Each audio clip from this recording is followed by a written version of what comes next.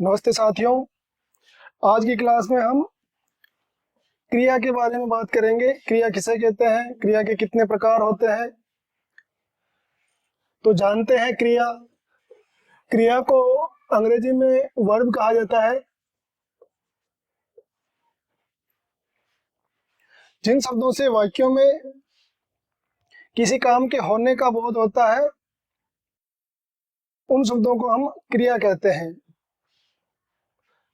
धातु धातु क्रिया का मूल शब्द होता है, जैसे पढ़, लिख, ले, चल, ये सभी धातु है। चल मूल शब्दों को, क्रिया के मूल शब्दों को हम धातु कहते हैं। चल, पढ़, लिख, ये सभी शब्द धातु में आते हैं।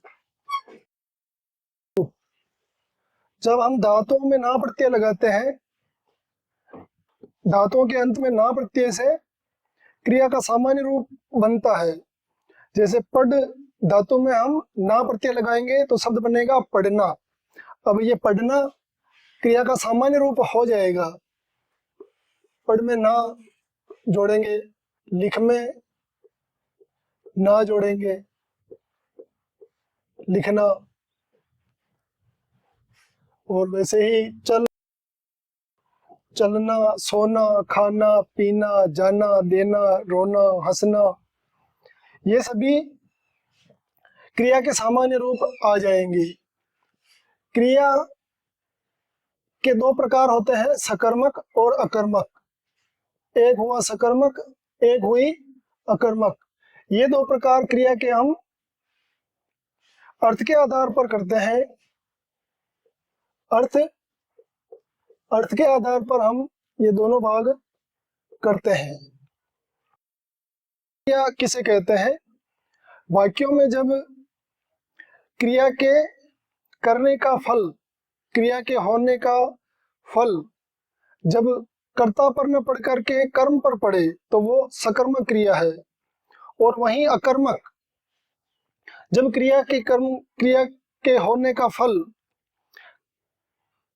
कर्म पर न पढ़ करके कर्ता पर पड़े तो वो अकर्मक हो जाएगी। अकर्मक और सकर्मक, इसको वाक्य में जो क्रिया है उसके साथ हम क्या या किसको, ऐसा प्रश्न करने पर जो उत्तर आएगा वो कर्म है। अगर उत्तर नहीं आता, क्या या किसको क्रिया के साथ क्या या किसको शब्द जोड़ने पर हम प्रश्न करते हैं और जब वो प्रश्न अटपटा लगता है तो इसका मतलब वो अकर्मक है। और जब क्या का उत्तर आ जाता है तो इसका मतलब कर्म है, और कर्म है तो वो सकर्म आ जाएगी। सकर्मक क्रिया के भी दो भाग होते हैं। एक तो होता है पूर्ण सकर्मक, पूर्ण सकर्मक, और एक होती है अपूर्ण सकर्मक, अपूर्ण सकर्मक। पूर्ण सकर्मक के भी दो भाग होते हैं।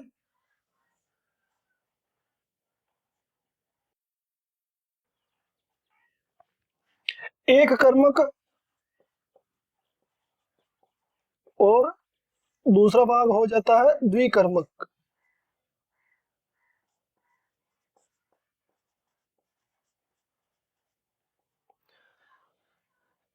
जब वाक्य में क्रिया सकर्मक हो और कर्म एक हो तो एक कर्मक, कर्म अगर दो हो तो द्विकर्मक।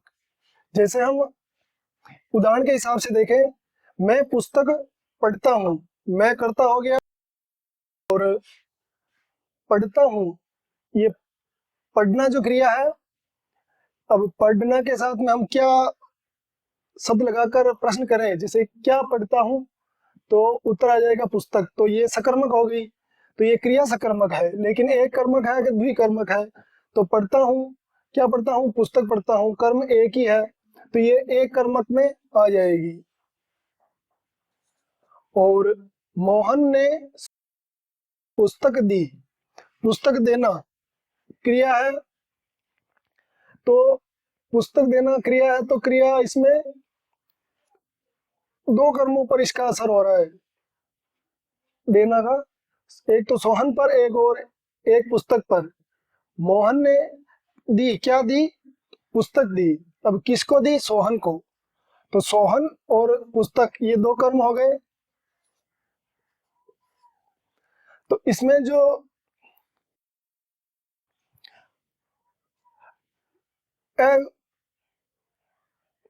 जो निर्जीव वस्तुएं होती हैं वो मुख्य कर्म रहता है, और जो प्राणीवाचक कर्म है वो मुख्य नहीं रहता बजाय इसके निर्जीव वस्तुओं के।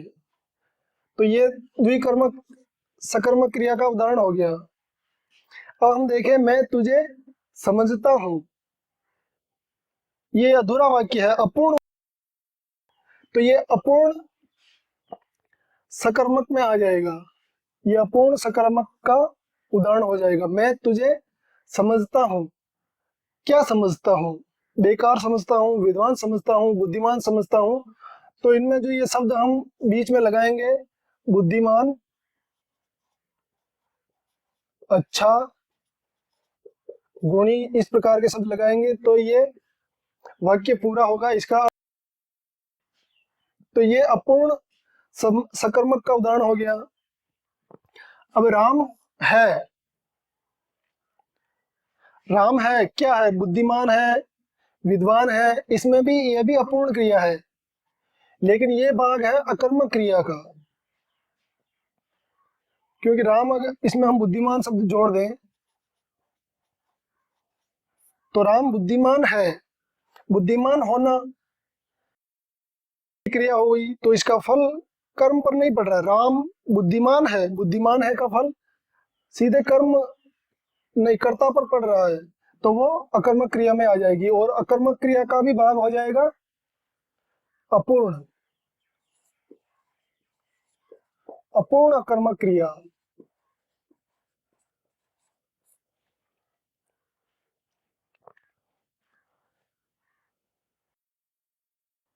और रमेश हंसता है,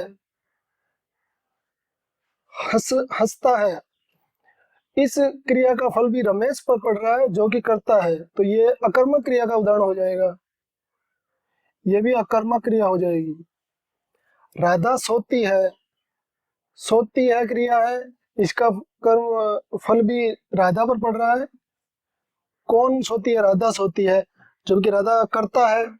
जब क्रिया का प्रभाव, क्रिया का फल पड़े तो वो अकर्मक क्रिया है। बालक नाचते हैं, नाचते हैं क्रिया का फल बालक पर पड़ रहा है, तो ये अकर्मक क्रिया हो गई। तो हमने जाना अकर्मक और सकर्मक को। वाक्यों में जब क्रिया का फल कर्ता पर पड़े तो वो अकर्मक, और जब क्रिया का फल कर्म पर पड़े तो वो सकर्मक, सकर्मक, यानी कर्म के साथ कर्म हो तो वो सकर्मक क्रिया। इसी के साथ जय हिंद, स्वस्थ रहें, मस्त रहें, देश के विकास में सहयोग दें और हमारे चैनल को सब्सक्राइब करें। जय हिंद।